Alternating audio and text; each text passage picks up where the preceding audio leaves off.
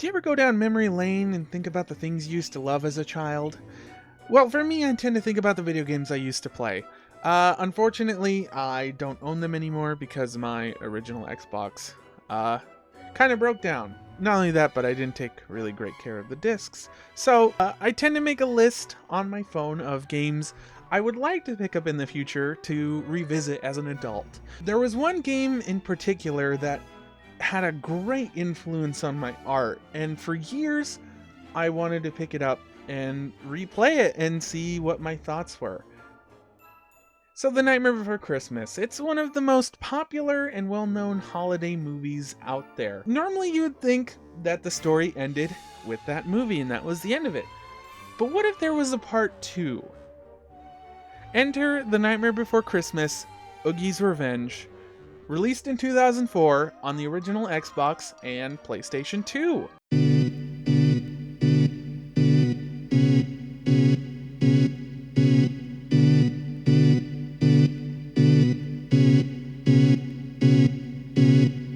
The Nightmare Before Christmas, Oogies Revenge.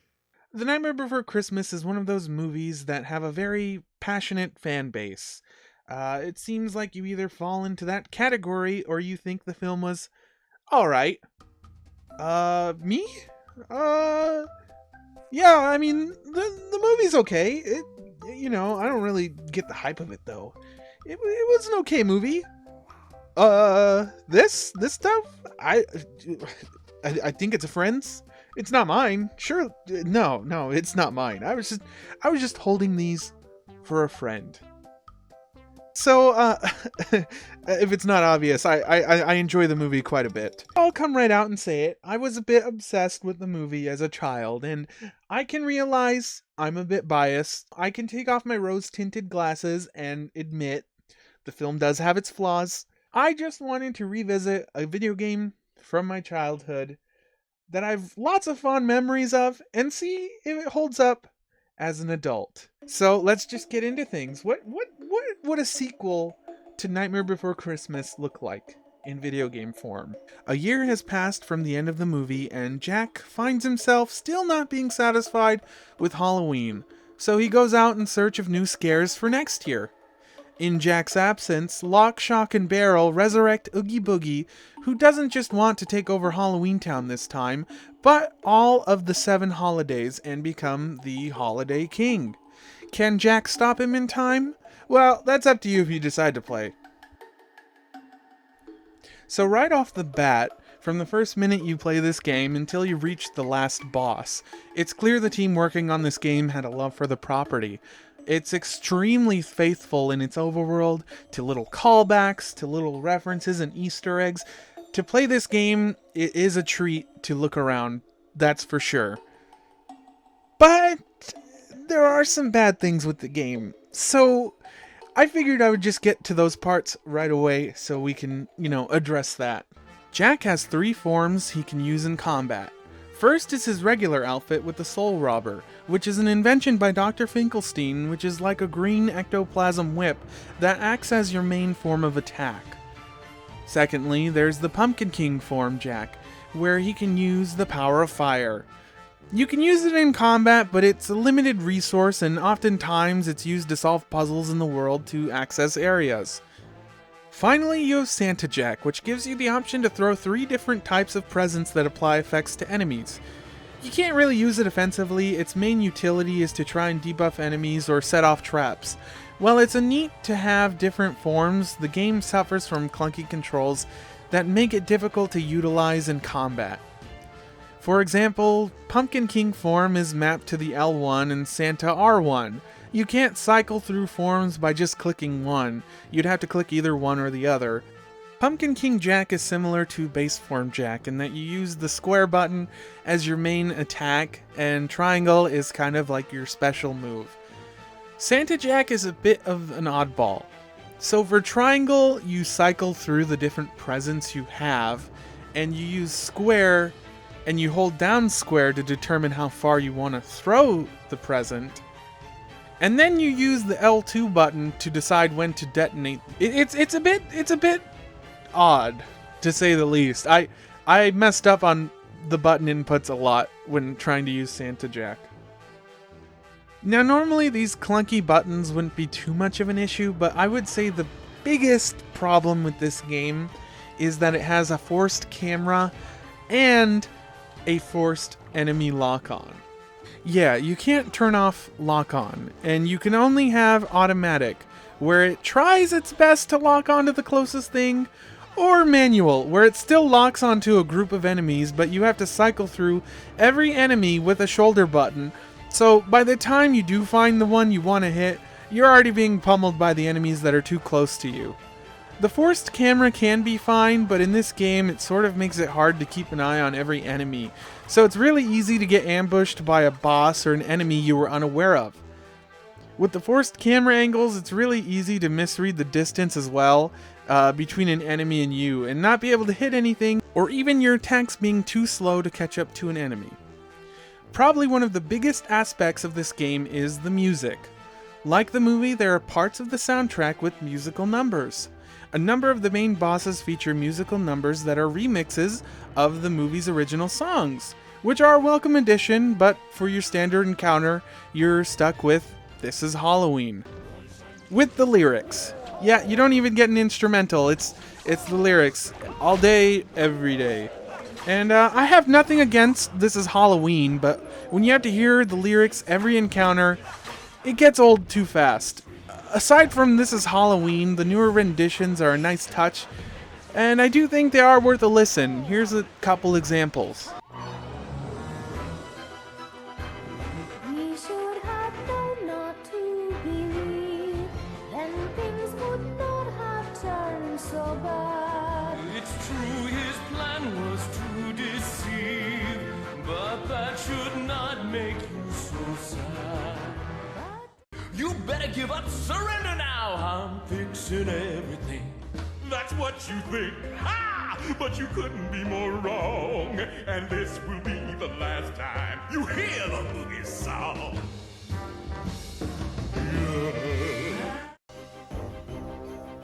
Oh no! Oh no! There's something very wrong! Oh no! These things here don't belong! Oh no! The streets are lined with little creatures crying. All the others must be hiding. Christmas spirit is subsiding. Oh no! Oh no! Once you get used to the game's quirky combat, you can get to see how the rest of the story unfolds. As Jack explores Halloween Town, he slowly comes across familiar faces, and with every boss he defeats, he recovers the holiday doors that Oogie had stolen. After finally saving Santa, who was the last hostage, Oogie is backed into a corner and pulls out his trump card, where he summons a bunch of bugs and scraps to transform into Mega King Oogie Boogie. Once Jack defeats him in an epic song and dance number, all of the holidays are saved, and Jack once again realizes that what he was looking for had been right beside him the whole time. I have fond memories of this game as a child, and after getting a new copy, I'd been afraid of replaying it and maybe tarnishing my memories with this game. And what's kind of funny is, as I played this game and would get frustrated at certain areas or bosses, memories would resurface of kid me getting frustrated at those same areas. This game isn't impossible to play. If you spend time, you can get used to its unique combat and have a pretty good time. Well, except for two parts, which I feel are the hardest parts of the game and almost made me quit. So the biggest problem for me, or at least the hardest section in the game for me, is surprisingly not the final boss. It's this one mini event where after you try to return one of the holiday doors, you're met with a timed encounter where you have to defeat an unspecified amount of enemies. How many? A lot, and it doesn't really have a counter to show how close you are. There's just a countdown timer to fill you with anxiety. The problem with is how clunky the combat is. It's extremely difficult to defeat all of them in time.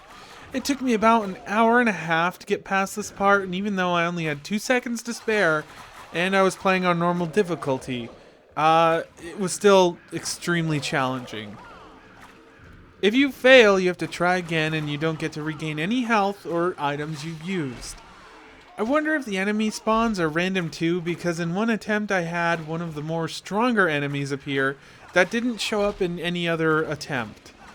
What's crazy is you have to do other timed events in that same level. It's not the only one. There's about like 4 others for when you're returning the holiday doors, but this one just seems to be the most difficult.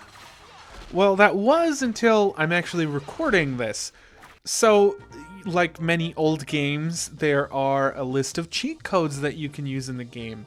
And there just happens to be one where if you're Pumpkin King Jack, you can have unlimited fire without the, limited resources, like I said previously, which I just discovered after I beat the whole game. So if you're having trouble with this section, just use that cheat code to unlock unlimited fire, which you can actually unlock that feature normally in the game if you find all of the secret areas anyway.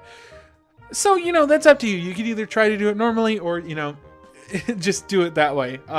I did it, and it was just spamming one button, and I got it done with like 50 seconds to spare, as you can probably see with this footage. I just thought that was kind of funny that I realized this way after I was writing this script. The second most difficult part of the game is, surprise, surprise, the final boss. Like a handful of the other big bosses, you enter a rhythm game portion featuring a song and dance number. What's different with this final boss is that you have to fight him regularly, and then you do a rhythm portion that ends the game.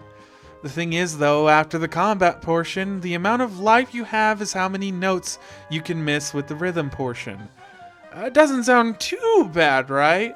Well, the game gives you some pretty easy button chains until Oogie decides to play unfair and hit you with one of these.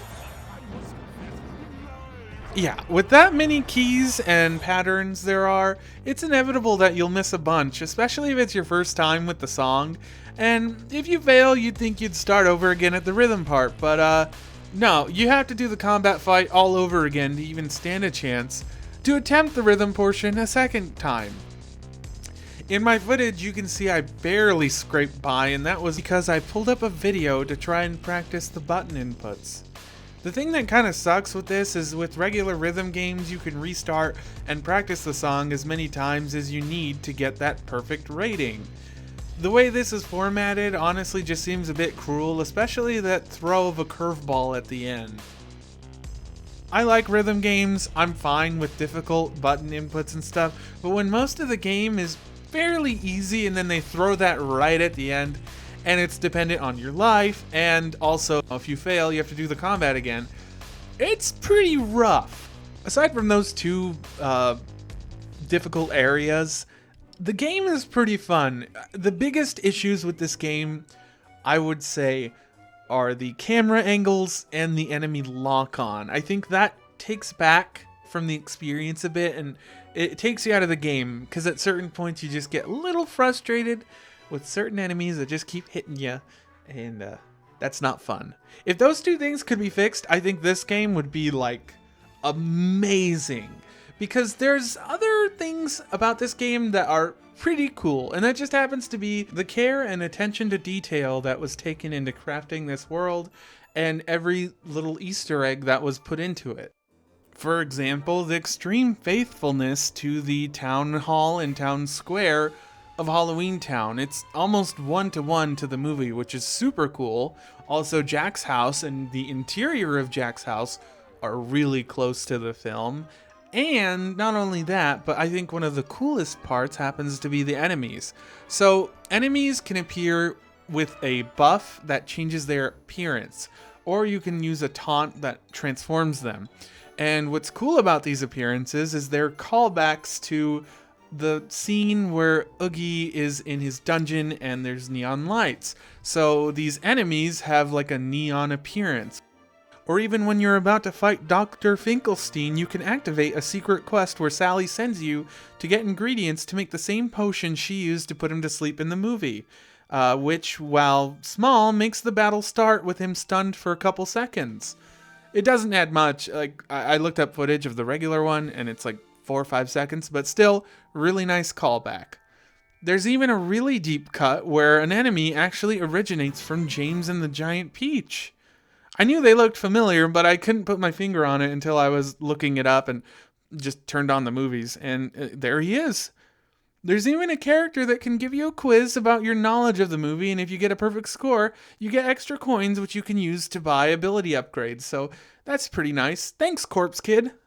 With all that being said, you'd think after beating the game, I would sort of have a soured experience with this game from my childhood. But what's most funny is during those frustrating moments, my memories would come back of me being a child stuck at the edge of my seat, trying my hardest to get past each level. Remember when I said in the beginning that this movie and game heavily influenced my art? Well, yeah, being able to walk around Halloween Town and interact with these characters I saw on TV had me completely enamored. So much so that I decided to dedicate a notebook of drawings to Nightmare Before Christmas characters. I was so into it that I even tried to make one of my very first OCs. My headcanon was he was the son of Jack, and yeah, that's a little embarrassing. That could stay there in the notebook. Forget you saw that. After this notebook, I ended up just buying more and more sketchbooks, and my love for drawing grew deeper and deeper. If I hadn't found this movie or played this game, I don't think I'd be here making this video or even drawing. Even after playing this game, I still look fondly on it. If you really love the world of The Nightmare Before Christmas, this would be a great pickup as long as you're aware it's not going to be a fully polished experience. I still think that there's fun to be had at times, and it has its moments.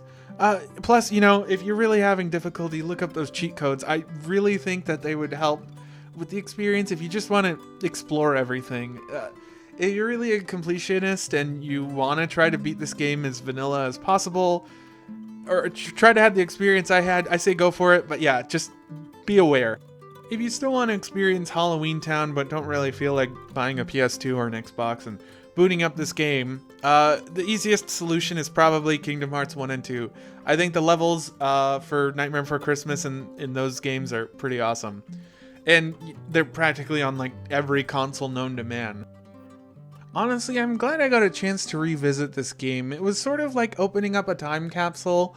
For years there were parts that were fuzzy in my mind, or certain moments that I kinda remembered but didn't really. So replaying got to give me the chance to see what I had remembered was true and what parts I didn't remember. Also, cheat codes are super fun. I forgot how fun cheat codes were. They're not as common these days. Also, by researching and playing this game, I solved a mystery that had been bugging me for a couple years. So take a look at these figures. Vampire Jack. Cute, right? Well, where did this design come from? Oh, it's just a one-off design. I mean, it makes sense. Why wouldn't the leader of Halloween Town be allowed to dress up for Halloween, right? For the longest time, I wondered where this design originated from. I'm familiar with the James and the Giant Peach Jack, and as much as I searched Vampire Jack, I didn't really come up with anything substantial. That is until I decided to play this game. So after each level, you're given a rank for your performance. After you beat the game, you get a report card of all your ratings, and depending on your rank, you actually unlock an alternate outfit for Jack. If you get a C rank, you get Pajama Jack. Cool! I actually remember that from the movie. If you get a B rank, you unlock Dancing Jack. Whoa, this is cool. I've never seen this version of Jack before. And at rank A, you get Thespian Jack. Super cool. And fitting for Jack. And lastly, if you somehow manage to get an S rank on every level, you unlock Phantom Jack? But I thought it was Vampire Jack. How did the name change? Well, I think I might have an answer, or at least a theory. So let's go back to 2005, about a year after the game had released. The company June Planning released a Jack figure in the Japanese market with the title Phantom Jack. Minus the Soul Robber, of course. They actually also made a figure of Thespian Jack too. Pretty neat. From what I can tell, the Thespian Jack was released later as a 2008 Comic-Con exclusive, but I can't tell if the Phantom Jack was ever released stateside. However, around 2007, the company NECA makes a figure of Jack that is pretty familiar, except hang on, it's called Vampire Jack. Heck, even a couple years later, Funko decides to get in the game and makes a couple figures of Vampire Jack. Oh yeah, and you can't forget the Diamond Select Vampire Jack. So my theory is that NECA was inspired by that Jin Planning figure and decided to make it, and since the game hasn't really been talked about, the vampire labeling stuck and other companies were inspired by that design. And here we are now with figures based off of a 2004 game still being produced. Once I figured this out and saw the outfits, I wish the other ones were made by the company. You know, it'd be cool to see these lesser known Jack forms. They look so cool. I did find a Japanese figure of the Thespian Jack too, but as far as I can tell, none of the other forms had any figures made. So yeah, if you go into a store and see Vampire Jack, I guess you can say you know where it came from. Also, I bet if you're wondering, how did Nikolai unlock those outfits if he was supposed to get S rank on every mission? And yet he took almost 2 hours on that one part. I'm just, you know, I'm built different. I'm built different. I can beat any game that you throw my way. I'm just like that. I used a cheat code. There were cheat codes. There's a cheat code to unlock every outfit. There's also cheat codes to unlock other upgrades for the weapons that I grinded to unlock. So I guess the moral of the story is, if you're playing an older game, especially in the PS2 era, look up and see if there's any cheat codes, because it can make the experience a completely different game. Or you could just suffer through it like I did and live to tell the tale. I kind of just want to replay the entire game now with all of these upgrades. So maybe that's what I'll do for Halloween. With that, I hope everyone else has a safe Halloween, has a fun time. Yeah, I guess I'll be playing this game for Halloween. See ya. See everybody. See you next time. Bye bye.